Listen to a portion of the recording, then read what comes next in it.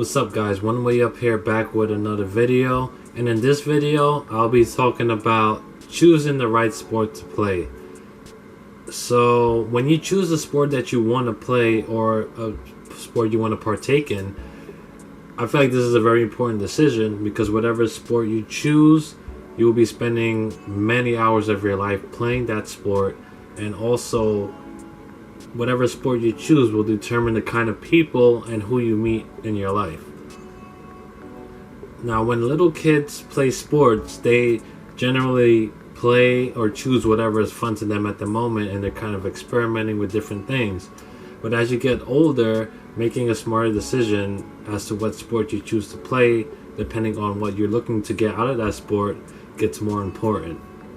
So in this video I'll be talking about, is basketball the right sport for you? Because I have experience in this sport and I feel like I've made it to a high enough level in basketball to give you an idea of how it's like and what you really need to succeed at this sport, depending on what you want to do in it. So with choosing basketball, the first thing you gotta realize, or at least know for yourself, is what level are you looking to play at. Are you looking to play basketball just for recreation and fun? Are you looking to play at the junior high or high school level, even the college or pro level?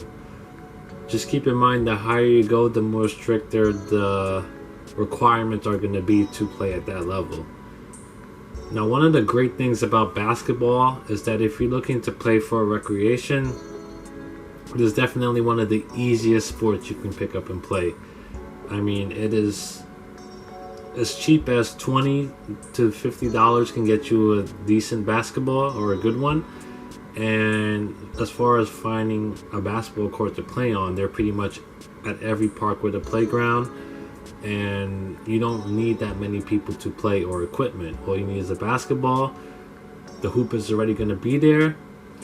You can play by yourself if you're looking for a good workout by yourself, or you can play with one other person, up to 10 really. So you don't need that many people to really get a game going. You can have a great competitive game with just you and 3 other people.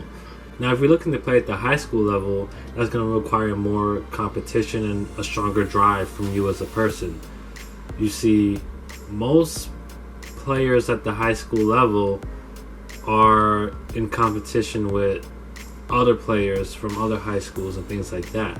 But not only that, they're also competing with players from their own high school. Because if you look at a high school, I know in New York the average high school probably has about 2,000 kids, I would say, and there are only 15 spots on the roster for the junior varsity team, and the varsity team has another 15. So there's about 30 spots in total out the whole high school of about 2,000 kids.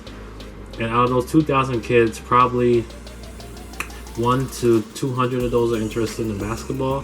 So let's say there's about 200 kids interested in basketball out of those 2,000 kids, and only 30 spots. So that's like about a 15% chance of, well, the top 15% of all those 200 kids end up actually making the team. So you definitely need to be very competitive, and you need to have an advantage over most other teenagers and high school students at your school. But if you are naturally talented, like let's say you're naturally skilled at certain things when it comes to basketball, like knowing how to run plays or knowing where people should be, you will have a much greater chance of making a high school team. Or let's say you're naturally genetically gifted, where you're like 6'3", 6'4", or taller, and you're naturally stronger than others. Coaches will definitely look for that in a person to add onto their team, because most coaches would love to take advantage of growing talent. And when you get someone who's talented while they're young, you can really turn that into a big upside and opportunity for the team that person's on. So as far as high school, you definitely need to be very competitive to make the team if you're not genetically gifted or talented. But it's definitely possible. You do hear about a lot of players who play at rec leagues or at parks have high school experience. So high school players are definitely talented, and even the ones that don't make the team are also very good. I remember being at the park sometimes, and I've played with some players, and I've questioned them as to if they ever played at the high school level, and some of them will say no. I'm like, and I'll be surprised because they're very talented, but simply there isn't enough spots on the roster to accommodate everyone that's good at basketball. I know me personally, I didn't make the high school team until my senior year, where I really got on the team, but then I got cut after about a week because I wasn't that good. So that's with high school. Now we're moving on to the college level, which is a whole nother animal. When you go to the college level, you're pretty much taking the best high school students from all high schools across the country, and those are the ones that make it to the college level. So playing with the college level, everyone at the college level is going to be bigger, faster, and stronger, because naturally the best high school students are going to be bigger, faster, and stronger than the rest of them, and also smarter as well when it comes to the game of basketball. They generally have a deeper understanding of the game. So at the college level, the players are going to be bigger, faster, stronger, and you're going to be playing with young men because they're all going to be over the age of 18. So some of them would have stopped growing or have a little bit more testosterone in a sense. And at the college level, you can get away with not being genetically or, might I say, naturally talented if you're very good at a certain skills, like you're a very good shooter or you're very good at just handling the ball and getting your teammates open. That too can get you onto the roster at a college level, depending on which college level you're playing in. At the D3 level, it's more possible for people who aren't as naturally gifted to get on if they're really good at doing a certain role or certain things in basketball.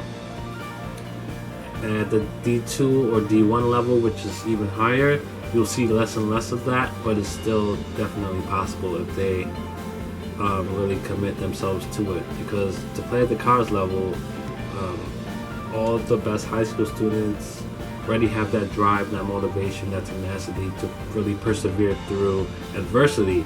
So for those great high school students who aren't as naturally gifted, they definitely could find a spot for themselves at the college level.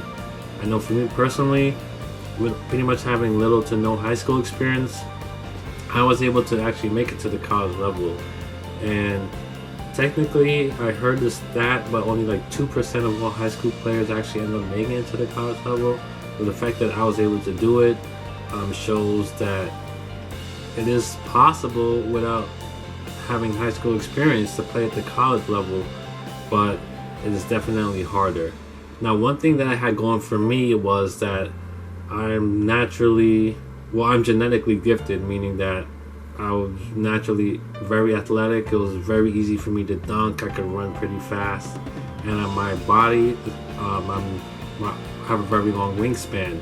So that wasn't the only thing that got me into the college level, obviously, because it took me I had to try out 4 times, so it took me about 4 years to make it. So that helps, but isn't the reason why I made it. I needed to have a serious work ethic. I had to dedicate myself like tirelessly. I had to work harder than some college players to make it to the college level because of my lack of high school experience. But me being genetically gifted definitely did help, but it wasn't the only reason. I remember having to do strenuous workouts. I had a trainer, and on top of that, I had to do my own workout and learning aside from what I was doing with him to make it to that level. So the college level is tough no matter what level it's at. I played at the D3, but D3 is tough. Even though some people may downplay it, D3 is still Division III college, NCAA. Now, when it comes to the pro level, this is where the stakes get even higher. This is where the best of the best college players playing at the highest level make it to the pro level. So everyone there is bigger, faster, stronger. These are fully grown men that you'll be playing with, whose lives pretty much depend on the job of the sport. So they're going to be playing with more of an edge to themselves. And also, when you're playing at the pro level, all the people that you're playing against are genetically gifted. Pretty much, not all, but I'll say 99.98% of them are genetically gifted. They can pretty much do it all. So you're pretty much taking the best of the best college levels, and you're starting over from square one once you get to the pro level, because you're just another great player or average player when you make it to the pro level. Now, generally, people who make it to this pro level are people that started from when they were very young, elementary school level, and focused on the sport tirelessly and had the strong work ethic along with the natural genetic gifts that they really had no control over, but they learned how to use their gifts, and with strict routine, discipline, focus, and being in the right situations over a period of their early life for the first 23 years or so, where they dedicate their lives to the sport. Those are the people who generally make it to the pro level. Now, there are exceptions to the rule, like some people who start later on in life. Like you look at Joel Embiid, he didn't really start playing basketball until high school level.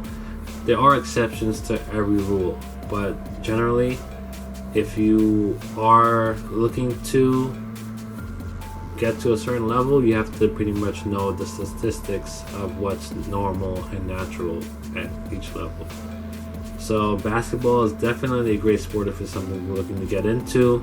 There are different levels for anyone and everyone, and it's definitely a sport that requires a lot of physical exertion, I would say. I mean, a lot of sports do, but if you want to be successful at basketball, one of the things that you have going for you is that if you have quick, fast twitch muscles, that's definitely one of the best things that can help you, because basketball requires a lot of rapid movements and short bursts of explosiveness and things like that.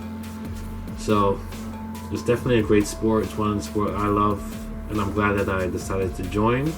I still play basketball to this day whenever I get an opportunity to. It's definitely a great sport when it comes to keeping in shape. I mean, you're pretty much working out your whole body, your cardio, your muscles. If you're playing with other people, it's a full body workout. That's definitely something that you get. It's really beneficial. It doesn't really feel like working out when you're playing basketball if you love the sport. So with that being said, thank you for watching this video, and I hope this video helped influence you to make a better decision when it comes to choosing basketball as a sport you want to play.